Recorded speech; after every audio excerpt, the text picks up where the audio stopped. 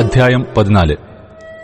രാജാവിന്റെ മനസ്സ് അബ്ശാലോമിന്റെ നേരെ ചാഞ്ഞിരിക്കുന്നു എന്ന് സെരൂയയുടെ മകനായ യോവാബ് അറിഞ്ഞപ്പോൾ തെക്കോവയിലേക്ക് ആളയച്ച് അവിടെ നിന്നും വിവേകവതിയായ ഒരു സ്ത്രീയെ വരുത്തി അവളോട്, മരിച്ചുപോയവനെക്കുറിച്ച് ഏറിയ നാളായിട്ട് ദുഃഖിച്ചുകൊണ്ടിരിക്കുന്ന ഭാര്യയുടെ ഭാവത്തിൽ നീ ദുഃഖം നടിച്ചും ദുഃഖവസ്ത്രം ധരിച്ചും തൈലം പൂശാതെയും രാജാവിന്റെ അടുക്കൽ ചെന്ന് അവനോട് ഇന്നിന്ന പ്രകാരം സംസാരിക്കണം എന്ന് പറഞ്ഞു. യോവാബ് വാചകം അവൾക്ക് ഉപദേശിച്ചു കൊടുത്തു. ഇങ്ങനെ തെക്കോവക്കാരത്തിയായ സ്ത്രീ രാജാവിനോട് സംസാരിപ്പാൻ ചെന്നു. സാഷ്ടാംഗം വീണ് നമസ്കരിച്ചു. രാജാവേ, രക്ഷിക്കണമേ എന്ന് പറഞ്ഞു. രാജാവ് അവളോട്, നിനക്ക് എന്തുവേണം എന്ന് ചോദിച്ചതിന് അവൾ പറഞ്ഞത്, അടിയൻ ഒരു വിധവ ആകുന്നു. ഭർത്താവ് മരിച്ചുപോയി. എന്നാൽ അടിയനു 2 പുത്രന്മാരുണ്ടായിരുന്നു. അവർ വയലിൽ വെച്ചു തമ്മിൽ കലഹിച്ചു. അവരെ പിടിച്ചുമാറ്റുവാൻ ആരും ഇല്ലായ്കൊണ്ട് ഒരുത്തൻ മറ്റവനെ അടിച്ചുകൊന്നു. കുലം മുഴുവനും അടിയന്റെ നേരെ എഴുന്നേറ്റു. സഹോദരഘാതകനെ ഏൽപ്പിച്ചു തരിക.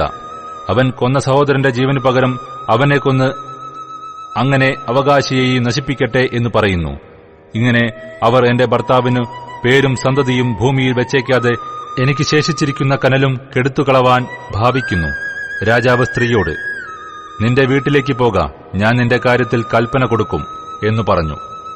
ആ തെക്കോവക്കാരത്തി രാജാവിനോട്, എന്റെ യജമാനനായ രാജാവേ, കുറ്റം എന്റെ മേലും എന്റെ പിതൃഭവനത്തിന്റെ മേലും ഇരിക്കട്ടെ.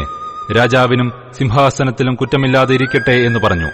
അതിനു രാജാവ്, നിന്നോട് വല്ലതും പറയുന്നവനെ എന്റെ അടുക്കൽ കൊണ്ടുവരിക, അവൻ പിന്നെ നിന്നെ തൊടുകയില്ല എന്ന് പറഞ്ഞു. രക്തപ്രതികാരകൻ അധികം സംഹാരം ചെയ്യുകയും എന്റെ മകനെ അവർ നശിപ്പിക്കുകയും ചെയ്യാതിരിക്കേണ്ടതിന് രാജാവ് ദൈവമായ യഹോവയെ ഓർക്കണമേ എന്ന് അവൾ പറഞ്ഞു. അതിന് അവൻ, യഹോവയാണ്, നിന്റെ മകന്റെ ഒരു രോമം പോലും നിലത്ത് വീഴുകയില്ല എന്ന് പറഞ്ഞു. അപ്പോൾ ആ സ്ത്രീ, യജമാനനായ രാജാവിനോട് അടിയൻ ഒരു വാക്ക് ബോധിപ്പിച്ചു കൊള്ളട്ടെ എന്ന് പറഞ്ഞു. പറക എന്ന് അവൻ പറഞ്ഞു. ആ സ്ത്രീ പറഞ്ഞത്, ഇങ്ങനെയുള്ള കാര്യം നീ ദൈവത്തിന്റെ ജനത്തിന് വിരോധമായി വിചാരിക്കുന്നത് എന്ത്? രാജാവ് തന്റെ ഭ്രഷ്ടനെ മടക്കി വരുത്താത്തതിനാൽ ഇപ്പോൾ കൽപ്പിച്ച വചനം കൊണ്ടു രാജാവ് തന്നെ കുറ്റക്കാരനെന്ന് വന്നുവല്ലോ. നാം മരിക്കേണ്ടുന്നവരല്ലോ. നിലത്ത് ഒഴിച്ചു കളഞ്ഞതും വീണ്ടും ചേർത്തുകൂടാത്തതുമായ വെള്ളം പോലെ ഇരിക്കുന്നു. ദൈവം ജീവനെ എടുത്തു കളയാതെ ഭ്രഷ്ടനായവൻ തനിക്ക് ഇനിയും ഭ്രഷ്ടനായിരിക്കാതെ വണ്ണം മാർഗം ചിന്തിക്കുന്നു. ഞാനിപ്പോൾ യജമാനനായ രാജാവിനെ ഈ കാര്യം ഉണർത്തിപ്പാൻ വന്നത് ജനം എന്നെ ഭയപ്പെടുത്തുക കൊണ്ടാകുന്നു. അതുകൊണ്ട് ഇപ്പോൾ രാജാവിനെ ഉണർത്തിക്കട്ടെ. പക്ഷേ രാജാവ് അടിയന്റെ അപേക്ഷ പ്രകാരം ചെയ്യുമായിരിക്കും. രാജാവ് കേട്ട് എന്നെയും എന്റെ മകനെയും ഒന്നിച്ച് ദൈവത്തിന്റെ അവകാശത്തിൽ നിന്ന് നശിപ്പിപ്പാൻ ഭാവിക്കുന്നവന്റെ കയ്യിൽ നിന്ന് വിടുവിക്കുമല്ലോ എന്ന് അടിയൻ വിചാരിച്ചു. യജമാനനായ രാജാവിന്റെ കൽപ്പന ആശ്വാസമായിരിക്കട്ടെ. ഗുണവും ദോഷവും തിരിച്ചറിയുവാൻ യജമാനനായ രാജാവ് ഒരു ദൈവദൂതനെപ്പോലെ ഇരിക്കുന്നു എന്നും അടിയൻ വിചാരിച്ചു. അതുകൊണ്ട് നിന്റെ ദൈവമായ യഹോവ നിന്നോടുകൂടെ ഇരിക്കുമാറാകട്ടെ. രാജാവ് സ്ത്രീയോട്, ഞാൻ നിന്നോട് ഒരു കാര്യം ചോദിക്കുന്നു, അത് എന്നോട് മറച്ചുവെക്കരുത് എന്ന് പറഞ്ഞു. യജമാനനായ രാജാവ് കൽപ്പിച്ചാലും എന്ന് സ്ത്രീ പറഞ്ഞു.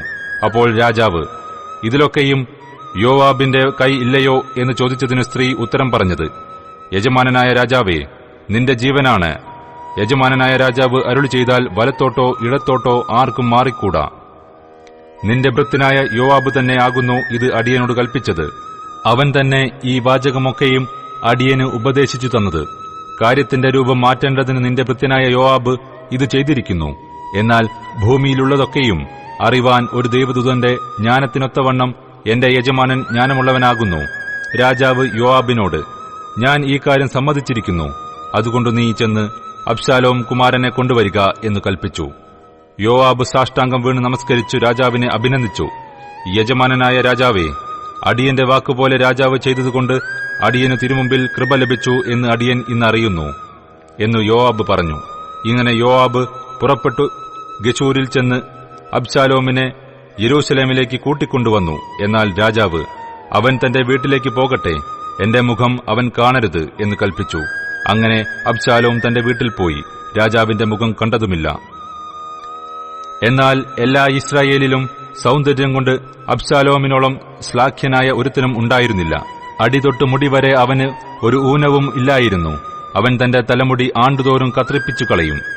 അത് തനിക്ക് ഭാരമായിരിക്കയാൽ അത്രേ കത്രിപ്പിച്ചത്. അവന്റെ തലമുടി കത്രിച്ച രാജതൂക്കത്തിന് 200 ശേക്കൽ കാണും. അബ്ശാലോമിന് 3 പുത്രന്മാരും താമാർ എന്നു പേരുള്ള ഒരു മകളും ജനിച്ചിരുന്നു.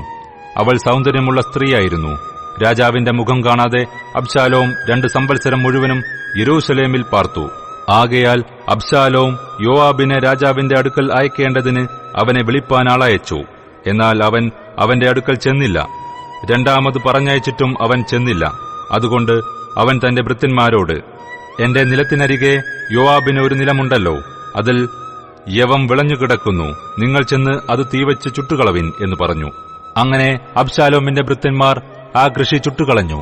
അപ്പോൾ യോവാബ് എഴുന്നേറ്റ് അബ്ശാലോമിന്റെ വീട്ടിൽ ചെന്ന് അവനോട്, നിന്റെ ഭൃത്യന്മാർ എന്റെ കൃഷി ചുട്ടുകളഞ്ഞത് എന്ത് എന്ന് ചോദിച്ചു. അബ്ശാലോം യോവാബിനോട്, ഞാൻ ഗശൂരിൽ നിന്ന് എന്തിനു വന്നിരിക്കുന്നു? ഞാൻ അവിടെ തന്നെ പാർത്തിരുന്നെങ്കിൽ കൊള്ളായിരുന്നു എന്ന് രാജാവിനോട് പറവാൻ നിന്നെ അവന്റെ അടുക്കൽ അയക്കേണ്ടതിന് നീ ഇവിടെ വരേണം എന്ന് ഞാൻ പറഞ്ഞയച്ചുവല്ലോ. എനിക്കിപ്പോൾ രാജാവിന്റെ മുഖം കാണണം. എന്നിൽ കുറ്റമുണ്ടെങ്കിൽ അവൻ എന്നെ കൊല്ലട്ടെ എന്ന് പറഞ്ഞു. യോവാബ് രാജാവിന്റെ അടുക്കൽ ചെന്നു വസ്തുത അറിയിച്ചു. അവൻ അബ്ശാലോമിനെ വിളിപ്പിച്ചു. അവൻ രാജാവിന്റെ അടുക്കൽ ചെന്നു രാജാവിന്റെ മുമ്പാകെ സാഷ്ടാംഗം വീണു നമസ്കരിച്ചു. രാജാവ് അബ്ശാലോമിനെ ചുംബിച്ചു.